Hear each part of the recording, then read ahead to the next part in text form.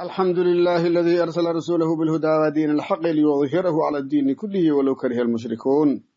اللهم صل وسلم وبارك على عبدك ورسولك محمد النبي الأمي وعلى آله وصحبه. السلام عليكم ورحمة الله وبركاته أيها الأحباب.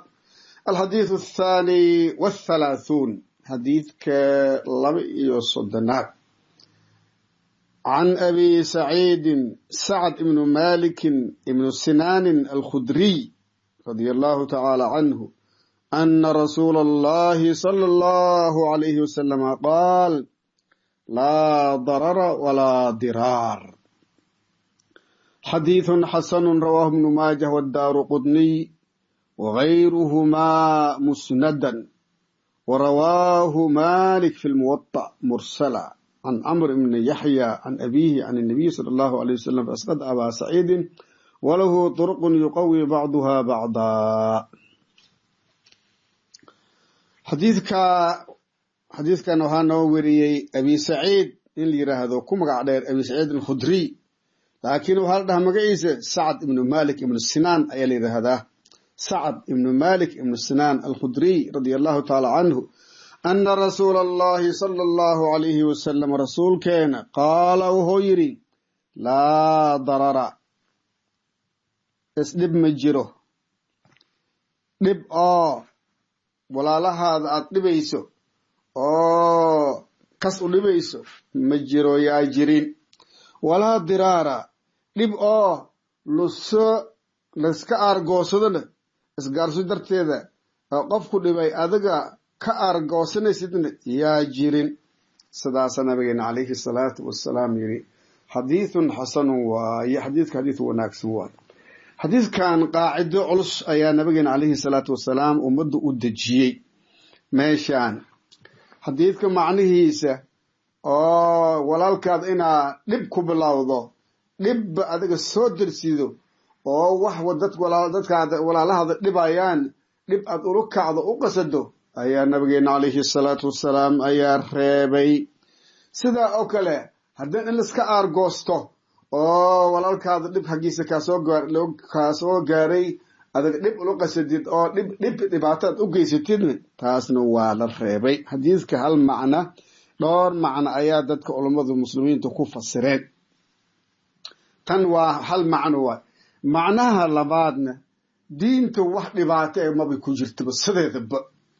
diinta ilaahay subxaanahu watacaala addoominkiisa oo ilaahay alla u soo dejiyey wax dhibaato oo ku jira sideedaba maba jiraanba. oo wixii ilaahay caza wajalla ummadda farayna waa maslaxa oo kaamil ayaa ku jirta. wixii dadka laga reebayna waxaa ku jirta madara ku jirta, dhibaato ku jirta, maslaxa maba ugu jirtaba sideedaba. marka diinta sideedaba wixii ilaahay subxaanahu watacaala addoomankiis u sharciyeeyey dhib maba ku jiraana lagu yiri. dhib ma laha. addoominkan inay dhib soo dersiyaan ilaahay uma ogola. marka labadaas macno ayaa culummada muslimiinta wadadaas kala mareen. macno kale lagu sheegayna waa jirtaa. marka diinteena diin ilaahay fududeeyey waay. waxaa meesha soo gelaysa laa yukallifu allahu nafsan ilaa wuscaha. ilaahay subxaanahu watacaala kuma kalifo naf wax eeda awoodeeda aheena alla maba ku kalifeen sideedaba. wahayna la faray wax dadka awoodaan waay. wax kasta ha noqoto, culays kasta ha noqdo, wax dadba waa sameeyeen, adiga dad hortaada dadba sameeyeen, nafta la bixiyba ha noqote. marka sidaas oo kale ilahay hori caza wajal fattaqullaha alihina ka cabsada mastatactum, intii tabartiin ah alihina ka cabsada. wax tabartaada heen maba lagu kalifinba. nacam, waladiina aamanuu wacamalu saalihaat, kuwii camal faleen camal wanaagsan, rumeeyeen camal wanaagsanna la imaaday. laa nukallifu nafsan ilaa wuscaha, nafna maba ku kalifayna ilaahay caza wajalla, naf maba ku kalifayna wax eeda tabarteeda ah maahin. ulaa'ika asxaabu aljannati hum fiiha khaaliduun. waa sida aayadda leedahay. marka masaladan masale aad iyo aad u weyn waaye, oo qaacida oo saldhig ah, foundation oo nabigeena calayhi salaatu wasalaam ummad u dejiyey. oo marka ilaahay diintiisa wax madaro ee dhibka ku jiraan ma jiraan. idinka dhibaato ha isu keenina, dhibaato ha isgaarsinina. sidaasa macnaha ayuu ka dhegan yahay.